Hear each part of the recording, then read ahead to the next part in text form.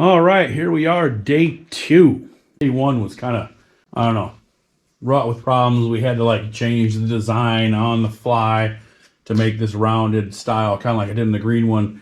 Because like I said, I only have 4-foot lengths. To do a full bend would take almost 7 feet. So I don't have those, so we had to do it a little different. My supports are angled a little bit. I do that, so you got to take it off. You can just kind of grab the handle and whoop, lift it right off the axle. It's a lot easier than just trying to lift the whole bike up and slide it out the back. So anyways, this is where we're at. So we're going to try to get top pieces bent and connected today and try to button all that stuff up.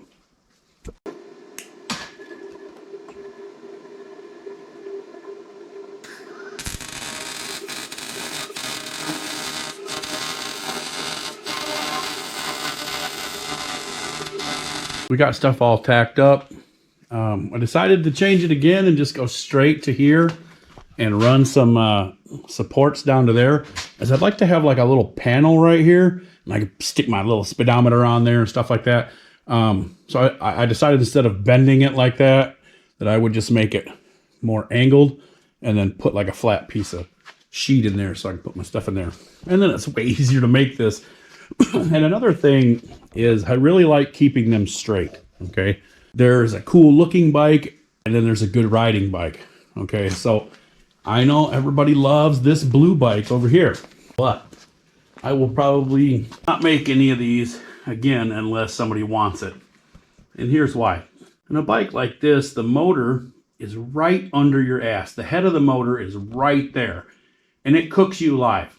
I mean, this is a short run. It's not meant for a long ride or city rides where you're going to be sitting in traffic and that thing will literally burn your ass. And I've put a heat shield in there, all kinds of stuff. So that's why you don't see this one on the videos much. I mean, it looks cool, but it doesn't ride cool.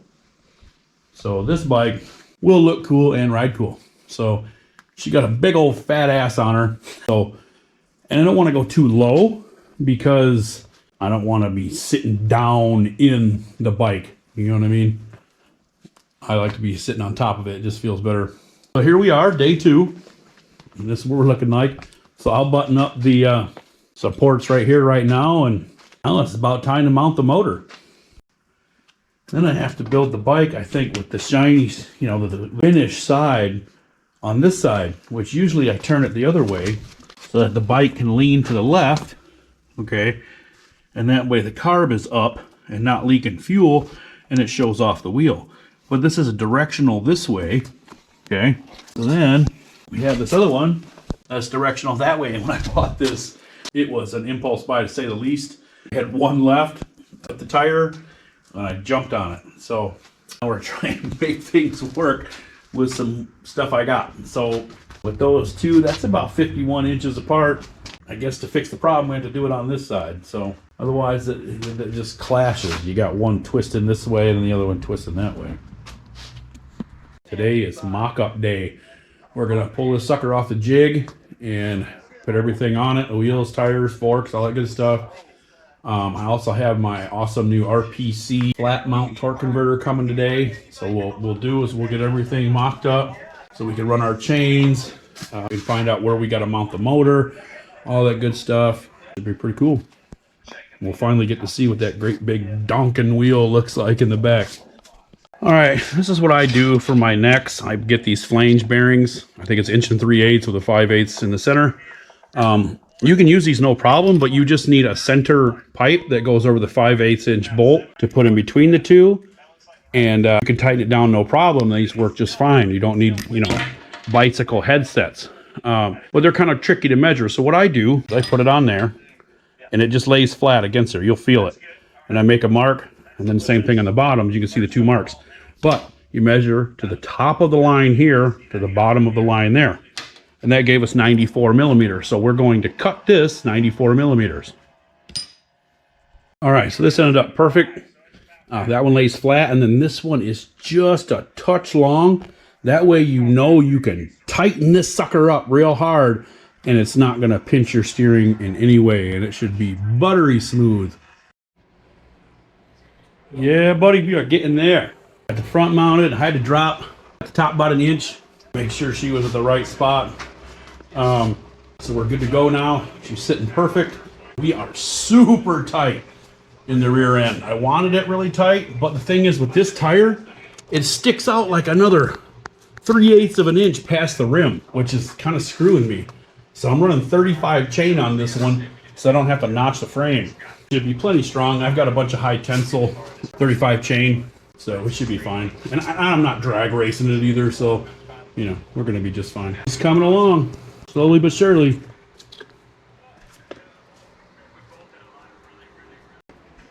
So now I gotta get a tape measure my handlebar height. Yeah, it's up here. Got my super speed dad sandals on. All backwards, neat shit. So, yeah, feet will be up there somewhere. Look at that soon. 14s. Because my risers come up a bit. I don't want it to be shoulder. Be a little shorter, I think, so I can see over my hands. And when I look this way, put your hands up here, then you gotta look through all the time. Just below, basically shoulder height is what you're after. So we hold that up a couple inches, go shoulder, do some 16s. Keep it gangster. I'm almost 50 years old, crawling around like a little kid.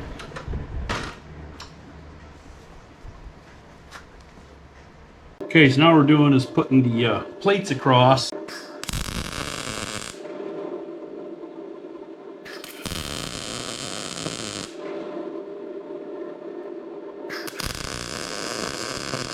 That's all we're going to do is get them tacked in case for some reason you got to move them. You know, one lesson you learn building a bike is just tack it and finish welding later. All right, so we got our engine tacked on. Go 35 chain barely fits through there. I made, you know, real snug, but this tire comes with this lip that sticks out like literally a half an inch, which really robbed me of clearance. It just fits through there onto here. I had to use a regular torque converter. The one I got from this one, the flat mount. Well, this piece right here is way too long. My shaft is a 0.66 and this is for 5/8 or something like that, or 3/4. And all 6 of the torque converters that I have the same exact shaft and driver and everything. So I didn't get the turnkey kit because it's pretty expensive. Because I said, well, shit, I'll just, you know, take the pulley and put it in there. I didn't know it was like a proprietary thing. I just decided to do it the old style, stack it up. But man, I really wanted to use that low mount torque converter, and kind of a bummer that I can't without ordering more crap and waiting longer. I'm really trying to get this one done and mocked up and on the road before the snow flies. That way I know everything works and it rides good, and then I can go ahead and take it apart and paint it. You know, no big deal, but man, the bike looks so much cooler when there's just a big gap right here. It looked really, really cool. So, yeah, well, that's where we're at. We're gonna run some 35 chain on this one because really that's all you need. Here's a little tip when you're mocking up and stuff with the nuts. That way you don't have to try to turn them on. Just use a bunch of washers to get it snug. You know what I mean? So it's easy to take on and off. I got the chrome shroud cover, and then we're gonna use a black pull start. I'm gonna have to go see my seat guy and have him make me a cool seat. But one thing I want to do is put a hoop on here, you know, so you can pick up the rear end. That's really, really handy to have.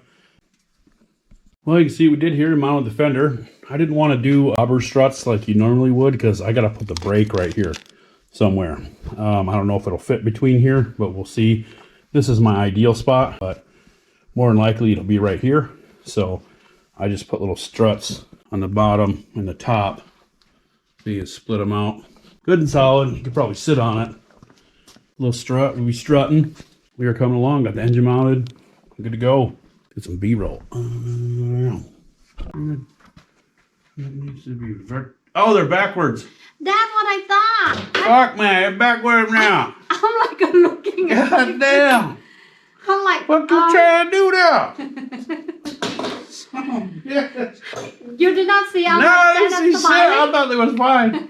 Okay, got hold on real good. Oh my god. That was just practice run. Okay. Yeah, that's why I'm like, this is not quite straight. This is practice run. No center or nothing. That was I kind of like, it's. Or backwards. You could say, I was like, oh, looks like it's backwards. And then I would have stopped. Like, what? So I thought that you meant keeping like this design, you know. Oh, yeah. Like, if I could drive it like that. Sure. That's why I'm smiling. Man, we see that all the time, huh? Okay, so they'll flip them around. Jesus Christ, Einstein, what the fuck? Here we go. Definitely have to cut these off. They won't let it turn. All right, so let's try to hold it kind of where she goes there. That's pretty good. Hold it.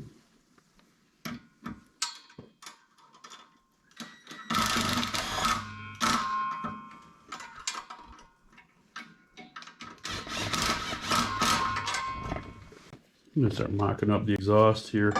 I think I just need to cut a big chunk of that off. Let's see how much of a chunk. Maybe like right there. Okay, so now I got my exhaust kind of on the flange there. I'll take this rasp and clean out all this crap inside and make it smooth.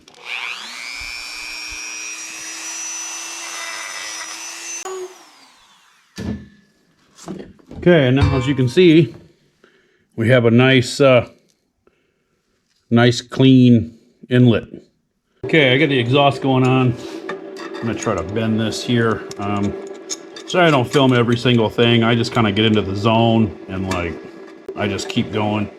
Let me get a little clamp. You can never have too many clamps.